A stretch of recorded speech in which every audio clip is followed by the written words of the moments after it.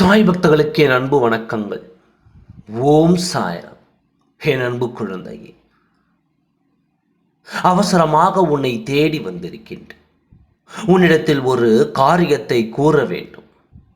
காரியங்கள் கைமீறி போய்விட்டது என்று உன்னுடைய குலதெய்வம் நகர முடியாமல் கண்ணீர் விட்டு கதறி அழுது என்னிடம் சொன்ன வார்த்தைகளை உன்னிடத்தில் நான் சொல்ல வந்திருக்கின்றேன்.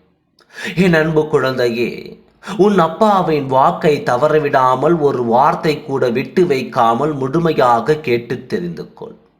இன்று நடந்த ஒரு காரியம் உனக்கு முழுமையாக தெரிய வேண்டும் என்று உன்னுடைய குலதெய்வம் என்னிடத்தில் கேட்டுக்கொண்டது. நான் இங்கே நகர முடியாமல் நின்று கொண்டிருக்கின்றேன். இது என்னுடைய குழந்தைக்கு தெரிய வேண்டும். நீங்கள்தான் இதை தெரிவிக்க வேண்டும் என்று என்னிடத்தில் கேட்டுக்கொண்டது. நடந்த காரியம்தான் என்ன?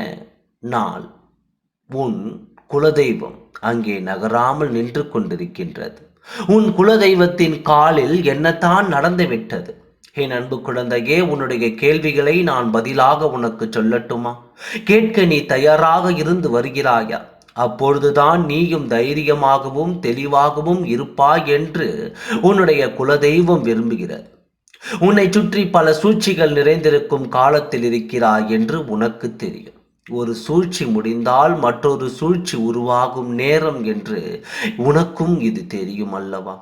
எதுவும் தெரியாமல் உன்னை நான் விட்டு வைக்கவும் இல்லை. எது நடந்தாலும் எது நடக்க இருந்தாலும் அவ்வப்போது ஓடோடி வந்து உன் செவிகளில் எல்லாம் சேர்த்து கொண்டு தானே இருக்கின்றேன். அப்போது இது மட்டும் தெரியாமல் போய்விடுமா என்ன? என் அன்பு குழந்தையே, இன்று உன் குல தெய்வத்தையும் கண்ணீர் விட்டு கதறி அழும்படி செய்து விட்டார்கள். உன் குலதெய்வமும் அடியெடுத்து வைக்க முடியாமல் திணறிக் கொண்டு தான் இருக்கிறது. என்ன செய்வது என்று. ஏனென்றால் இதை செய்தவர்கள் யாரோ அல்ல, யாரோ என்றால் குலதெய்வம் வேடிக்கை பார்க்காதல்லவா? இப்போது செய்திருக்கும் காரியம் யார் செய்தார்கள் தெரியுமா? உன் குலத்தில் இருப்பவர்கள் தான் செய்திருக்கிறார்கள்.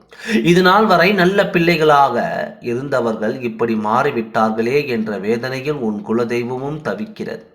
ஒருவருக்கொருவர் ஆறுதலாக இருக்க வேண்டிய இந்த நேரத்தில் இப்படி ஒரு காரியத்தை செய்து விட்டார்களே என்று கண் கலங்குகிறது. உன் குலதெய்வம் உன்னுடைய குலதெய்வத்தை வணங்கும். உன் குலதெய்வத்தை தன் குலதெய்வமாக ஏற்றுக்கொண்டிருக்கும் உன் வாழ்க்கைக்கு மிகவும் நெருக்கமானவர்கள் உன் குலதெய்வத்திடம் சென்று என்ன செய்கிறார்கள் என்பதை நீ தெரிந்து கொள்ள வேண்டாமா? இப்படிப்பட்ட ஒரு காரியம் நடந்துவிட்டது என்று தான் உன் குலதெய்வம் மனக்கலக்கத்தோடு நின்று கொண்டிருக்கிறது. என்ன இருந்தாலும் இது உனக்கு தெரிந்தாக வேண்டும் என்று தான் என்னிடத்தில் கேட்டுக்கொண்டது. அதன்படிதான் உன்னை தேடி நான் வந்திருக்கின்றேன். என் குழந்தையே, கவனமாக கேட்டுக்கொள். உன் வாழ்க்கையில் ஒன்றை நீ இழக்க வேண்டும் என்று அந்த இழப்பை உன்னால் ஈடுகட்ட முடியக்கூடாது என்றும் அவர்கள் எழுதி உன் குலதெய்வத்தின் காலில் கட்டி வைத்து விட்டார்கள். உன் குலதெய்வமோ எட்டெடுத்து வைக்க முடியாமல் கண்கள் கலங்கி நிற்கிறது.